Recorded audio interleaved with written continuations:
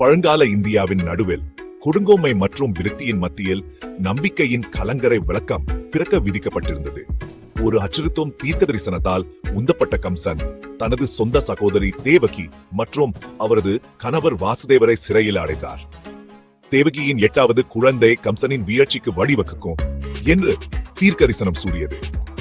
ஒவ்வொரு குழந்தையும் பிறந்ததும் கம்சன் இரக்கமின்றி அவர்களின் உயிரை அளித்தார், இராச்சியத்தை பயத்தில் ஆழ்த்தினார்.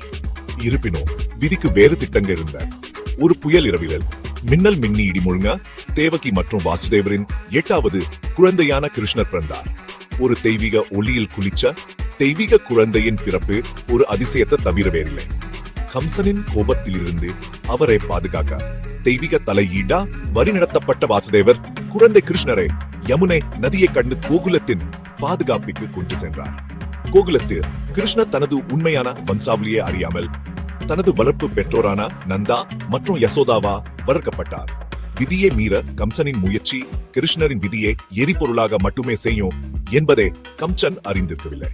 கொடுங்கோலனின் பயங்கரவாத ஆட்சி அதன் முடிவை நெருங்கிக் கொண்டிருந்தது. மேலும் தைரியம், அன்பு மற்றும் நீதியின் ஒரு புராண கதையின் மேடை அமைக்கப்பட்டது. கோகுலத்தில கிருஷ்ணரின் குழந்தை பருவம் குறும்பு மற்றும் அற்புதங்களின் கலவையாக இருந்தது. அவர் யசோதாவின் கண்ணின் மணி, அவரது கவர்ச்சி அவரது கடுமையான கண்டனங்களை கூட நிராயுதபாணியாக்கியது. வெண்ணெய் மீதான அவரது அன்பு அவருக்கு மக்கன் சோர் என்ற புனப்பெயரை பெற்று தந்தது. இன்றும் சூட அன்பான கதைகள். ஆனா ஒரு விளையாட்டுத்தனமான மாடு மேய்ப்பவனின் மேய்ப்பரப்புக்கு கீழே மனித புரிதலுக்கு அப்பாற்பட்ட ஒரு சக்தி இருந்தது. விஷம் கலந்த பாலை கொடுக்கும் ஒரு அழகான பெண்ணாக மாறு வேடமிட்டு அரக்கி பூதனா கோகுலத்துக்கு அச்சுறுத்தல் விடுத்த போது கிருஷ்ணர் அவளது ஏமாற்றத்தை கண்டார்.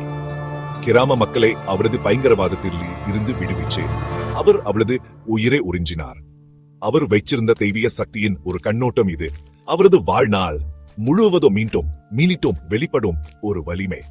விருந்தாவனத்தின் கோபிகளுடன் மாடு மேய்ப்பவர் பெண்கள், அவரது விளையாட்டுத்தனமான செயல்கள், காற்றில மந்திரத்தை நெசவு செய்யும் அவரது புல்லாங்குழல் மெல்லிசைகள், தெய்வீக அன்பு மற்றும் லீலா தெய்வீக நாடம் பற்றிய புராண கதைகளா மாறியது.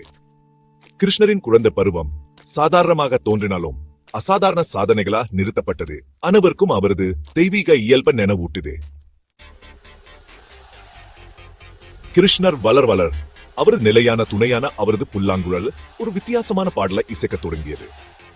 அது அன்பை பற்றி பேசியது.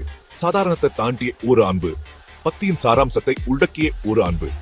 இது ராதை மீதான அவரது தெய்வீக அன்பு, இணையற்ற அழகு, கருணை மற்றும் பக்தியை உள்ளடக்கிய ஒரு கோபி. அவர்களின் காதல் கதை வழக்கமான வகையை சாராதது என்னாலும் தெய்வத்துடன் ஒன்றினை ஆன்மாவின் இயக்கத்துக்கான உருவகமாக மாறியது. கிருஷ்ணர் மீது ராதையின் அன்பு தூய்மையானது, செல்ஃப்லெஸ் ஆனது மற்றும் அனைத்தையும் உள்ளடக்கியது.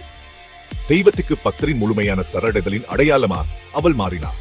அவர்களின் காதல் கதை, கவிதை, இசை மற்றும் நடனச்சில அழியாதது, இன்னும் சூட இதயங்களை ஊக்குவிக்கிறது மற்றும் கவர்ந்திழுக்கிறது.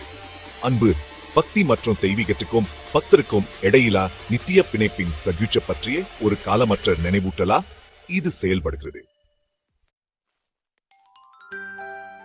மதுராவுக்கு வெற்றிகரமா திரும்புவது கிருஷ்ணரின் வாழ்க்கையில் ஒரு குறிப்பிட்ட அத்தியாயத்தை குறித்தது. பல வருட எக்ஸைல் இயல் வாழ்க்கைக்கு பிறகு கிருஷ்ணர் தனது சகோதரர் பலராமருடன் தனது பிறப்பிட்டுக்கு திரும்பினார். மதுரா மக்கள் அவரை வரவேற்றனர். அவர்களின் இதயங்கள் மகிழ்ச்சியாலும் மரியாதையாலும் நிரம்பின. கொடுங்கோலன் கம்சனை தூக்கி எறிவதற்கா அவர் வந்ததால் கிருஷ்ணரின் திரும்புதல் தீமை மீது நன்மையின் வெற்றியை குறிக்கிறது.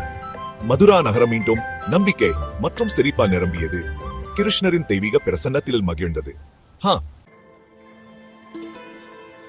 கிருஷ்ணரின் மரபு உண்மையில் ஒரு காலமற்ற கலங்கரை விளக்கம்.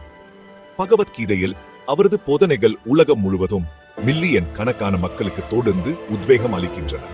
அவர் வழங்கிய நீதி, பக்தி மற்றும் தன்னலம்ப செயல்பாட்டின் கொள்கைகள் எல்லா காலங்களிலும் பொருத்தமானவை. தெய்வீக விளையாட்டுத்தனம் மற்றும் ஆழமான ஞானத்தால் நிரம்பிய கிருஷ்ணரின் வாழ்க்கை ஆன்மீக ஞானத்தை தேடுவோருக்கு வழிகாட்டும் ஒளியாக செயல்படுது.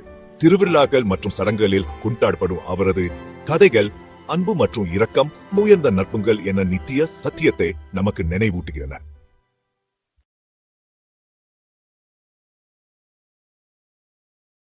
This content sponsored by Buy More shopping app. இந்த ஆப்பில் நம்ம டெய்லி யூஸ் பண்ணுற கிளாசரிஸும் மற்ற தேவையான வீட்டுக்கு தேவையான அனைத்து பொருட்களும் மற்ற ஆன்லைன் பிளாட்ஃபார்மோட கம்மியான ப்ரைஸில் கிடைக்கும். லிங்க் டிஸ்கிரிப்ஷனில் தரேன், செக் பண்ணி பாருங்கள். தேங்க்யூ.